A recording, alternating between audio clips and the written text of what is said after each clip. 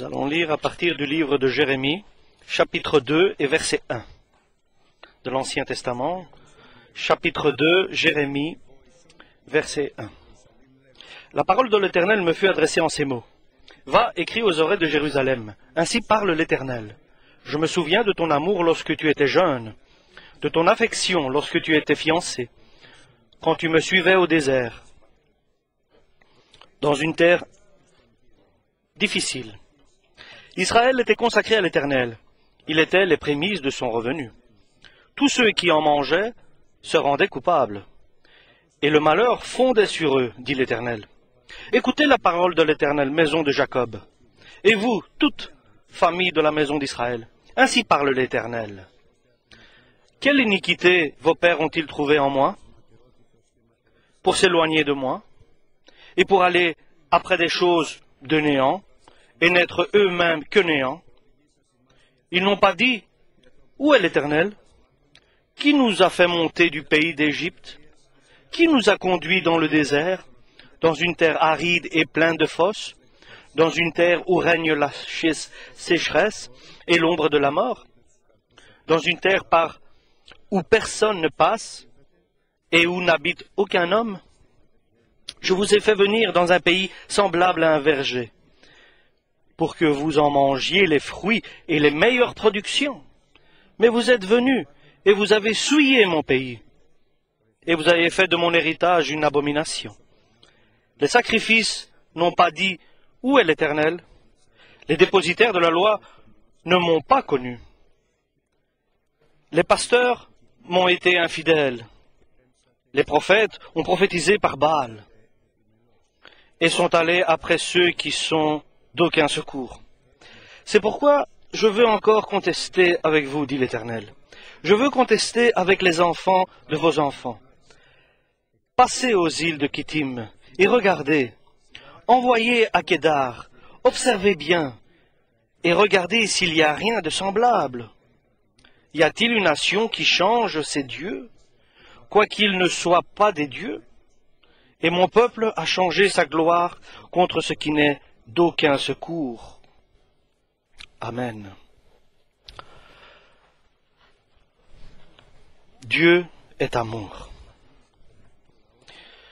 Dieu a compassion de son peuple, il s'intéresse à son peuple, il est près de son peuple, et il désire que sa gloire soit révélée par son peuple dans le monde entier. C'est pour ça qu'il agit avec une grande sagesse et avec une grande observation, mais certainement avec une grande puissance. Le résultat est que le peuple de Dieu bénéficie de la bienveillance de Dieu, ce qui est important, et la bienveillance de Dieu, et l'attention de Dieu, et les actes de Dieu, et la gloire de Dieu, et la force de Dieu. Et si le peuple de Dieu ne bénéficie pas de tout cela, il y a quelque chose qui ne va pas alors. Parce que c'est ainsi que travaille Dieu. Et c'est ainsi qu'il agit. Et il nous donne des exemples parmi sa parole. Mais Dieu a des remarques à faire, parce qu'il y a certaines choses qui ne vont pas bien. Et lorsque le Seigneur constate que dans l'enseignement, il y a quelque chose qui ne va pas. Et pourquoi?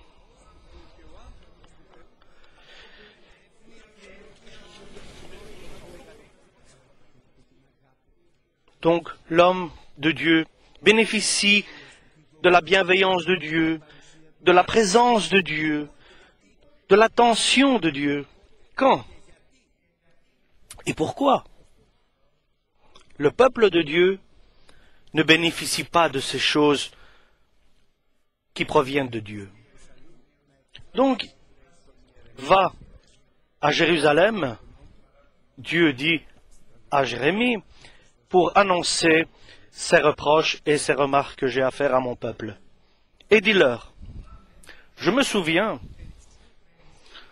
de toi lorsque tu étais jeune. Jérusalem, la ville de Dieu, je me souviens de mon attention envers toi, parce que ma bienveillance était totale dans ta vie.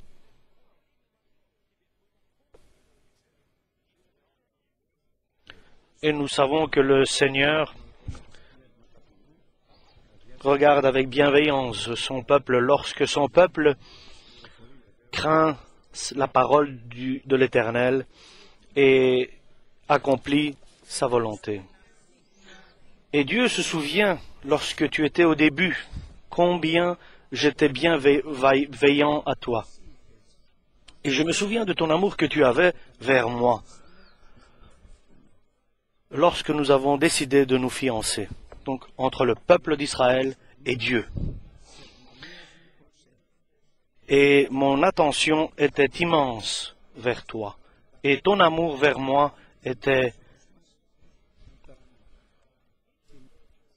que toi, tu me suivais avec cet amour dans des endroits déserts, dans des endroits arides, mais tu avais une certaine confiance et tu me suivais sans avoir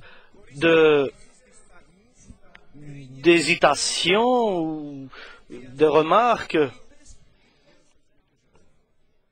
Et bien sûr, tu n'étais pas derrière moi avec obligation, mais parce que tu avais un intérieur rabaissé, tu étais dans l'humilité et tu m'aimais, dit Dieu. Et pendant que moi je te conduisais dans des endroits arides et des endroits où l'homme n'avait pas encore marché, où l'homme n'avait pas encore habité, une terre aride et sèche,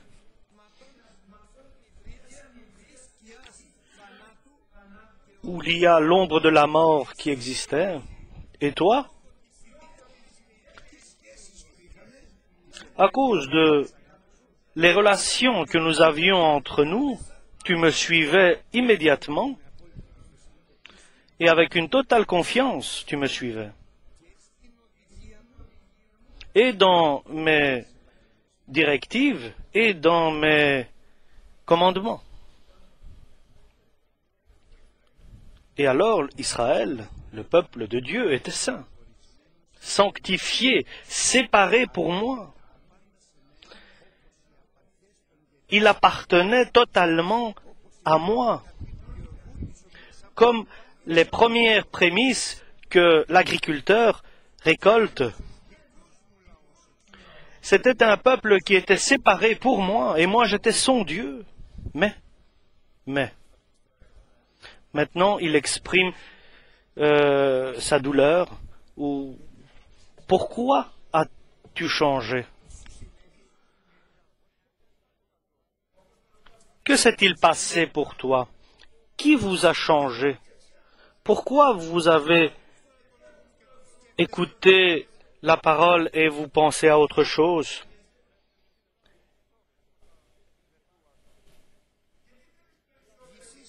Pourquoi veux-tu plus d'explications? Pourquoi ta foi a diminué? Pour que tu me suives totalement, immédiatement, sans peur, sans crainte et sans retard.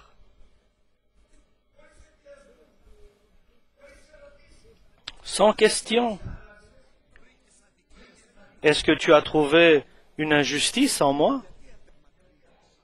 Pourquoi t'es-tu éloigné? Pourquoi ton amour a diminué? Pourquoi t'es-tu éloigné de ma bienveillance et de mon attention? Qu'as-tu trouvé d'autre? Est-ce que tu as été déçu? Est-ce que Dieu t'a-t-il déçu, chers frères et sœurs? Pourquoi?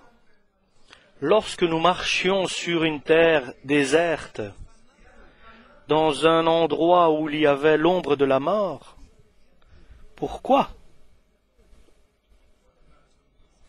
me suivais-tu et tu bénéficiais mes promesses, et tu es venu dans une terre où coule le miel et le lait? Est-ce que je ne t'avais pas donné des promesses que tu viendras dans une terre abondance où il y aura? Et tu es venu et tu as bénéficié de cette terre, une terre que tu n'avais même pas vue dans tes rêves. Et tu ne pouvais pas imaginer non plus. Et cela ne suffisait-il pas? Et vous avez souillé cette terre que je vous ai promise. Vos chefs spirituels qui gardaient la loi de Dieu, et ils devaient normalement prier, ils ne m'ont pas cherché, ils ne m'ont abandonné. Ils ont perdu la crainte du divin, de l'Éternel. Il a un reproche.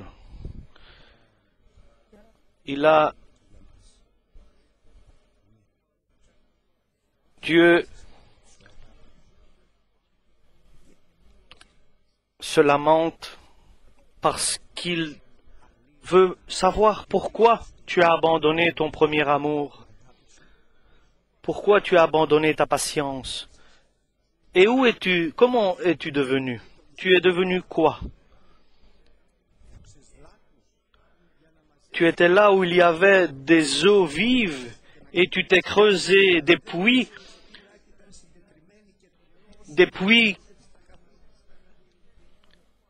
qui étaient sans retenue d'eau. Au lieu de revenir vers la source d'eau, tu es allé de nouveau en Égypte et demandé de l'eau du Nil. Et lorsque tu as été déçu de l'Égypte, tu es allé à la Syrie et tu demandais de l'eau de l'Euphrate. Que vais-je faire avec toi? Que vais-je faire avec toi? Et la question, chers frères et sœurs, aujourd'hui, ce n'est pas ce que Dieu va faire avec nous ou avec toi, que Dieu nous protège, mais qu'est-ce que nous allons faire avec Dieu? Qu'est-ce que nous allons faire d'abord avec notre cœur, avec notre soi-même, et après, qu'allons-nous faire avec Dieu? Et vous savez, avec une totale certitude, je peux vous le dire, il y a un moment qui vient où la patience de Dieu vient à son terme. Et il y a des moments où tout le temps, à l'occasion de se repentir et de revenir vers son Dieu, Dieu change d'avis, et au lieu de le bénir, vient un moment où cette bénédiction vient à son terme. Et que votre pensée n'aille pas à l'enlèvement de l'Église et au retour de Jésus. Mais il y a des circonstances où il y a des limites à la patience. Comme par exemple, un jeune de 18 ans à 20 ans, il doit étudier pour entrer dans l'université. Et il ne dira pas, je ne vais pas étudier cette année, mais je vais étudier l'année prochaine. Non, il doit étudier chaque année pour pouvoir entrer dans l'université. Mais aujourd'hui est le jour que Dieu attend chacun de nous qu'il revienne. Aujourd'hui est le jour du salut. Autant que est appelé l'aujourd'hui, nous avons l'occasion de revenir vers Dieu. Parce que le demain, nous ne le savons pas, nous ne le connaissons pas. Mais pour nous, un demain ne sera pas, on ne pourra pas le nommer aujourd'hui. Aujourd'hui, pour nous, c'est un jour de repentance. Aujourd'hui, si nous entendons, si nous écoutons la parole de Dieu, cherchons Dieu, cherchons le Seigneur pour qu'il change notre cœur. Aujourd'hui, approchons-le et dis-lui, et nous devons lui dire, nous ne devons pas perdre cette terre de promesses. Nous ne voulons pas perdre les bénédictions. Nous voulons bénéficier ta bonté, ta grâce et ta gloire. Et nous ne voyons pas sur le parcours, sur le chemin, lorsque Dieu nous conduit, parce qu'il est certain, parce qu'après nous allons arriver sur la terre de bénédiction. Si nous suivons une terre personnelle de bénédiction, si nous sommes influencés par la grande porte et il nous semble bon de marcher sur une grande route, la fin sera la perdition. Mais si aujourd'hui nous revenons sur le parcours, sur ce chemin qui est désert et difficile, et nous nous efforçons d'entrer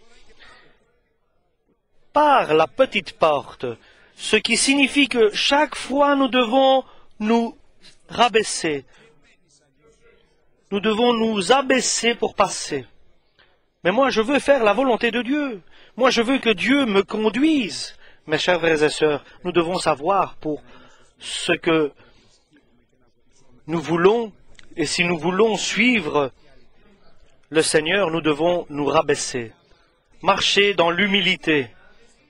Et si nous marchons dans la grande rue, dans le grand chemin, nous n'arriverons pas au ciel. Mais si nous allons par le petit chemin, le chemin qui est difficile, alors nous pourrons dire que nous arriverons au ciel, au royaume céleste.